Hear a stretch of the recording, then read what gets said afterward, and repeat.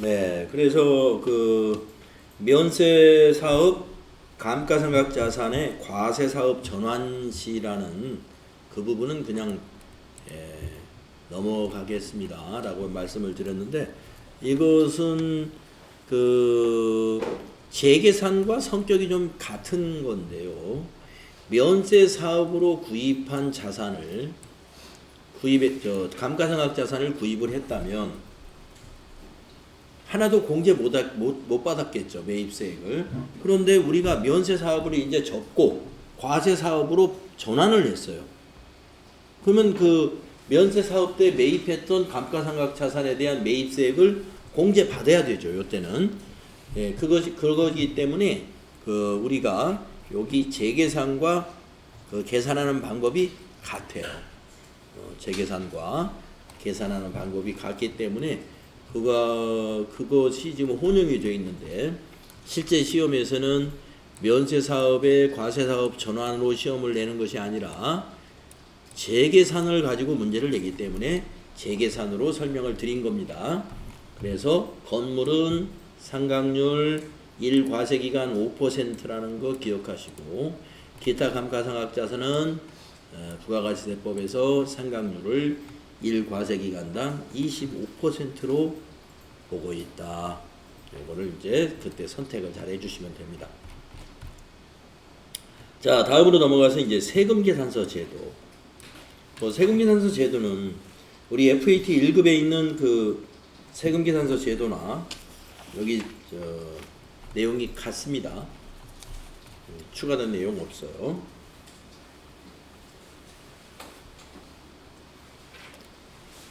전자세금계산서 쪽에서 의무발급 대상자가 어떻게 되는지 좀 보고 갈까요? 법인사업자는 무조건 의무 대상 발급자고요. 그 다음에 개인사업자의 경우에는 23년 7월 1일부터는 1억 원 이상으로 돼 있고,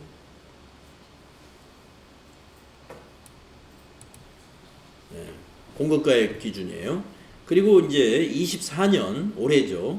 7월 1일 이후부터는 8천만 원 이상으로 바뀝니다.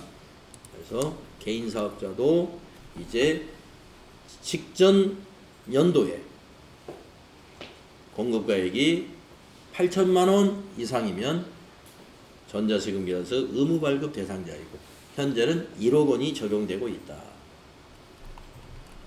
전자세금계산서는 전송을 해야 되죠. 국세청에 다음 날까지, 발급일의 다음 날까지 전송한다는 것도 알아두셔야 될 사항. 자, 세금계산서 발급에 있어서 필요적 기재사항 여러분 알고 있죠? 필요적 기재사항 반드시 정확히 기입해야 되는 것을 필요적 기재사항이라고 하죠.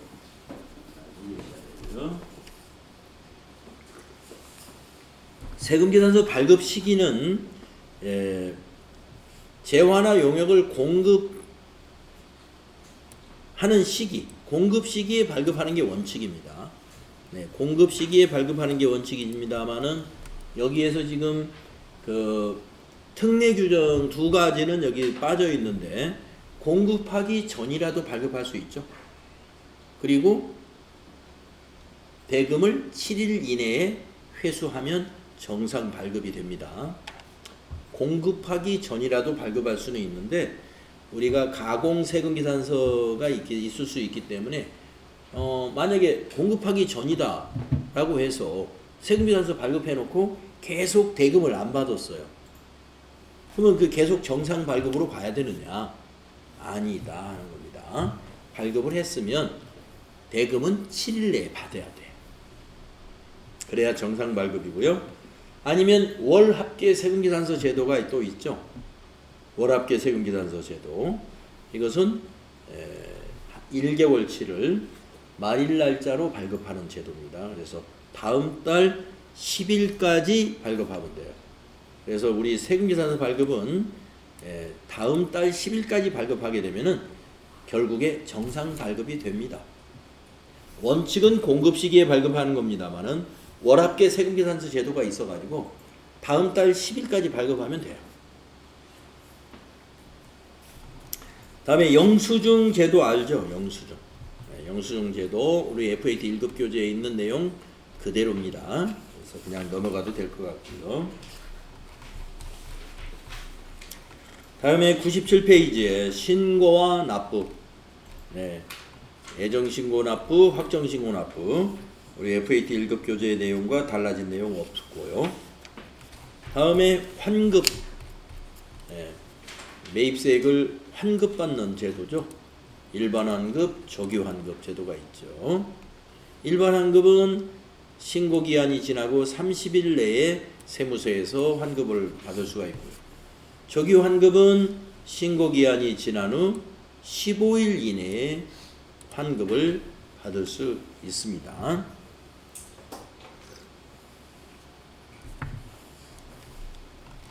FAT 1급 교재에 다 있던 내용입니다.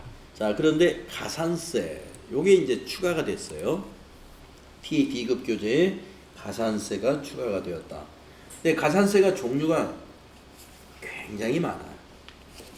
요 교재에 실어놓은 것이 사실은 다가 아닙니다.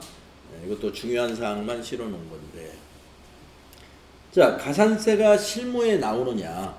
부가세 신고서에 가산세가 어디에 이제 나올 수 있냐면 부가가치세 신고서에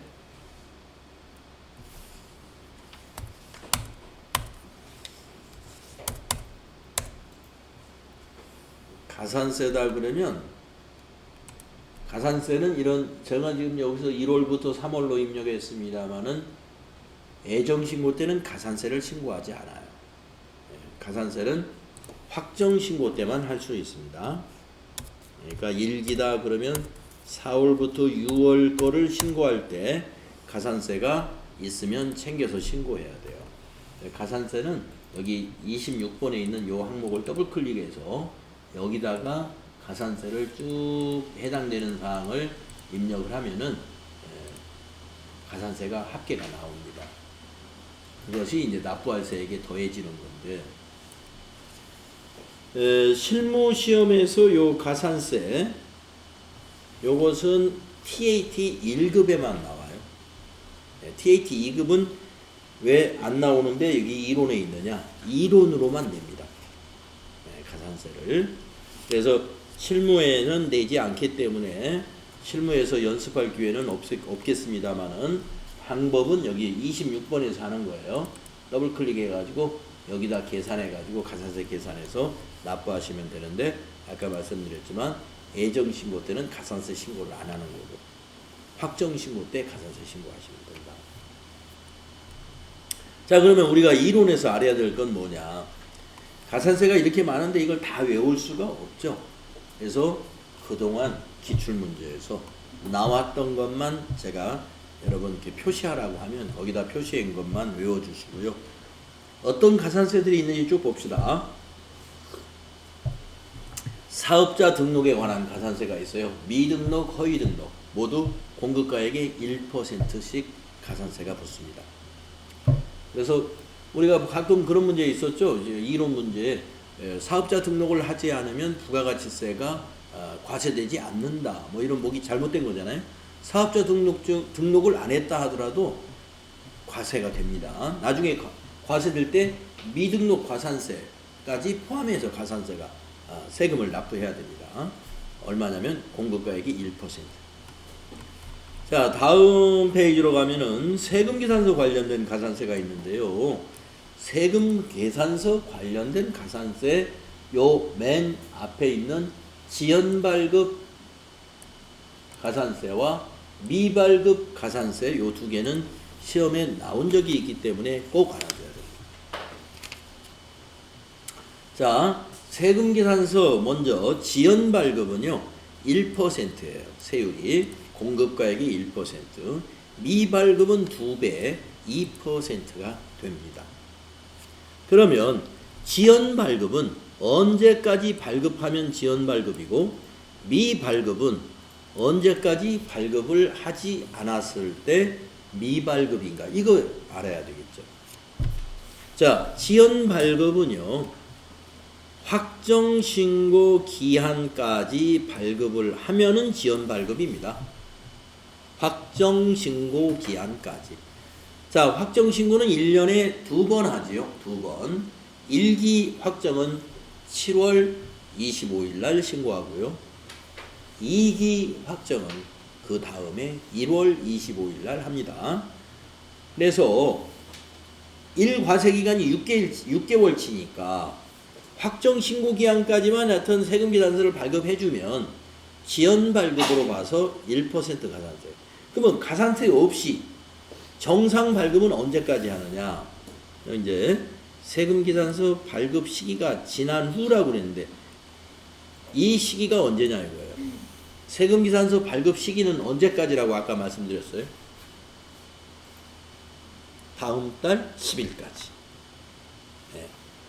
우리가 월합계 세금계산서 발급 제도가 있기 때문에 다음 달 10일까지 발급하면은 정상 발급이다 그랬습니다. 그래서 여기서 말하는 세금계산서 발급 시기가 지난 후 이 말은 공급일로부터 공급일의 다음 달 10일이 지난 후 그때부터 이제 지연 발급이 되는 거예요. 다음 달 10일이 지나면. 그래가지고 언제까지 발급하면 돼요? 확정신고 기한까지. 그러면 지연 발급. 그걸 놓쳤을 때는 미발급입니다. 네, 그 밑에 설명은 그걸 놓친 거예요. 세금계산서 발급 시기가 지난 후 해당 또는 재화 용역의 공급 시기가 속하는 과세기간에 대한 확정신고 기간까지 세금계산서를 발급하지 아니한 경우다. 둘 이상의 사업장을 가진 사업자가 자신의 다른 사업장의 명의로 세금계산서를 발급하는 경우, 부과하는 경우 공급가액의 1%다. 네, 둘 이상의 사업자가 자기의 다른 사업장에 세금계산서 발급을 미발급했을 때는 특별히 1%만 적용해 준다. 네. 자, 이렇게 특별한 거는 뭐 시험에 잘 안 나오니까 일반적인 거. 자, 세금계산서 지연 발급 1%, 미발급 2%라고. 그 나머지도 여러 가지가 있는데요. 부실기재 1%, 가공세금계산서는 3%. 발급과 수취인에게 모두 발급됩니다. 주고받은 사람에게 다. 가공세금계산서라는 말은 가짜라는 말이에요. 가짜. 그래서 이제 가공이라는 말은 좋게 표현해서 가공세금계산서라고 그랬죠. 가짜 세금계산서입니다. 가짜는 왜요? 거래를 안 했는데 세금계산서만 발급한 거예요. 세금계산. 그래서 아까 세금계산서 그 발급 특례 규정에서도 공급을 하지 않았어도 발급할 수 있다 그랬어요. 공급하기 전이라도. 그런데 7일 내에 대금을 받아라. 그러면 정상 발급이다. 그런데 대금을 안 받았어요. 그러면 잘못하면 가공세금계산서가 될 수 있어요. 가공세금계산서 발급자나 수취자는 3% 가산세가 붙고요. 타인 명의는 2%, 발급자와 발급받은 자 모두. 그 다음에 금액을 부풀려서 기재하는 것을 과대기재라고 하죠. 과대기재한 경우에 과대기재한 금액이 2% 가산세가 붙는다. 이런 것 등이 있습니다. 다음에 매출처별 세금계산서 합계표 관련 가산세가 따로 있습니다. 미제출, 부실기재, 지연제출 이런 가산세가 있고요.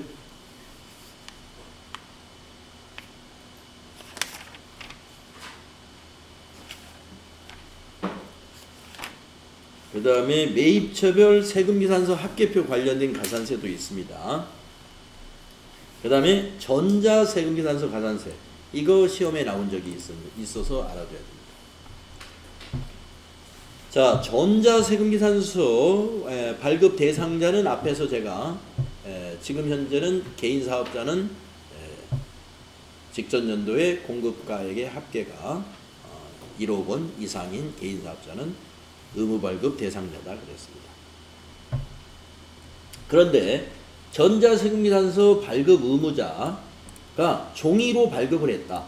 그러면 공급가액의 1% 가산세가 붙어요. 법인은 뭐예요? 모든 법인은 다 전자세금계산서 발급해야죠. 근데 법인이 만약에 종이세금계산서를 발급했어요. 그러면 공급가액이 1%. 자, 그 다음에 전자세금계산서는 어떻게 해야 돼요? 발급 명세를 국세청에 다음 날까지 전송해야 된다 그랬죠?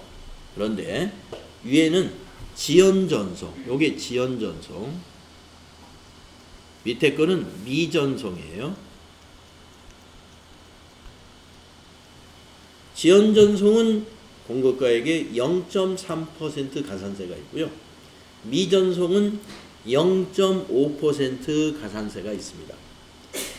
그러면 여러분 전자세금계산서의 전송은 다음 날까지 전송하는 게 원칙이라고 알고 있죠. 그러면 언제까지 전송하면 지연전송이냐?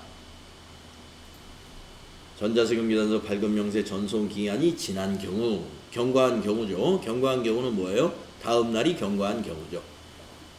경과한 후 재화 또는 용액의 공급 시기에 속하는 과세기간에 대한 확정 신고 기한까지. 아까 세금계산서 지연 발급도 확정 신고 기한까지였죠. 네, 전송도 마찬가지 똑같습니다.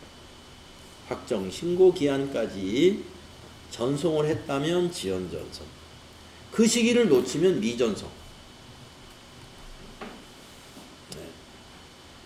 확정 신고 기한까지 전송하지 않았다. 그러면 그걸 미전송이라고 그래요.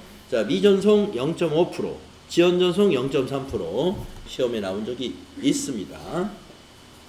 그 다음에 종이세금계산 의무 발급자가 종이로 발급했다. 1%도 같이 알아두세요.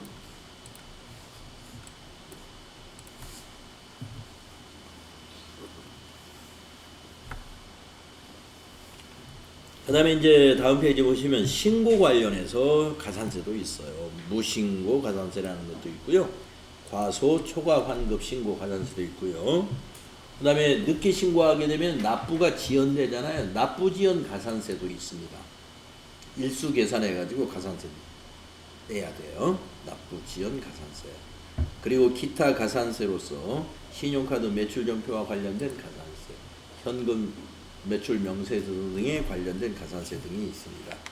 자, 우리가 부가가치세 가산세가 아주 여러 가지가 있다는 거 알아두시고요.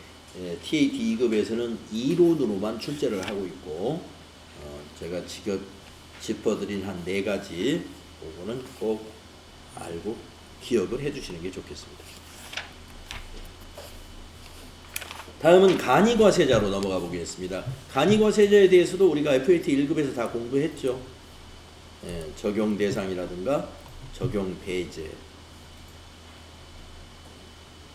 우리가 간이과세자는 지금 현재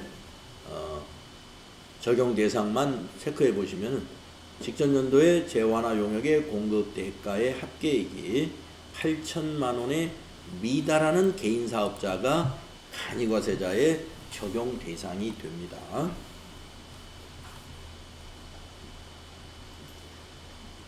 납부세액을 계산하는 방법이 다르죠. 일반 과세자하고 달라요. 납부세액은 과세표준 곱하기 업종별 부가가치율 곱하기 10% 이렇게 계산하고요. 여기서 과세표준은 공급 대가가 과세표준이에요. 간이과세자의 과세표준은 공급가액이 아니고 공급 대가가 됩니다. 이런 특이한 점들이 있죠. 다음 페이지 보시면 과세표준에 대한 얘기 나오죠. 간이과세자의 과세표준은 해당 과세기간의 공급 대가이다. 부가가치세 포함한 것이 과세표준이다. 업종별 부가가치율이라는 거 이거 적용해가지고 부가세를 과세합니다. 간이과세자들이요. 간이과세자 세액공제도 있습니다.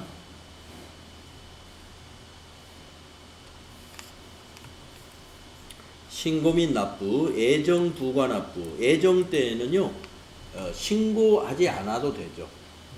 신고하지 않고 관할 세무서에서 고지서가 오면은 그걸 그대로 납부해 주는 것이 가장 편합니다. 그런데 신고해서 납부하죠. 번거롭지만 예외적으로 신고해서 납부하는 경우도 있습니다. 예외적으로 신고해서 납부하는 경우는 고지한 금액이 우리가 계산한 금액의 3분의 1의 그러니까 3배가 초과됐을 때를 말해요. 그러니까 공급가액이 3분의 1에 미달하다. 그러니까 지난 과세기간의 실적을 가지고 고지를 하거든요. 그러니까 지난 과세기간의 실적에 3분의 1에 미달한다. 그러면 여기서는 2분의 1을 과세하거든요. 2분의 1을. 그러면 3분의 1도 안 된다. 그러면 신고해서 납부할 수 있다 이겁니다.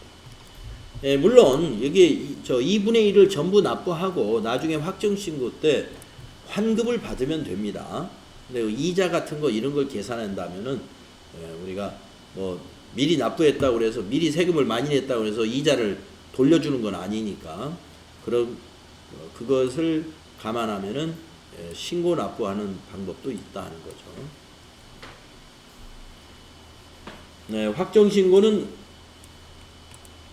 다음해 25일 과세 기간이 끝난 25일이니까 매년 1월 25일 날이 확정 신고입니다. 간이과세자는.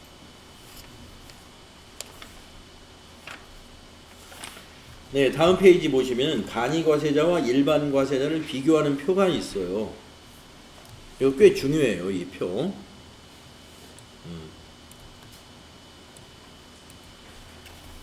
간이과세자하고 일반 과세자, 부가가치세의 사업자, 과세 사업자가 여기 간이과세자와 일반 과세자가 있잖아요. 이거를 적용 대상, 과세기간, 과세표준, 납부세액의 구조, 세금계산서 발급, 세금계산서의 수치, 대손세액 공제 여부, 의제매입세액 공제 여부, 납부 의무 면제, 포기제도 뭐 이런 것이 있는데 이걸로 구분해 가지고 만드는 표예요. 이거 꽤 중요합니다. 제가 한 시간을 5분 정도 드릴 테니까 쭉 한번 보세요. 비교해서.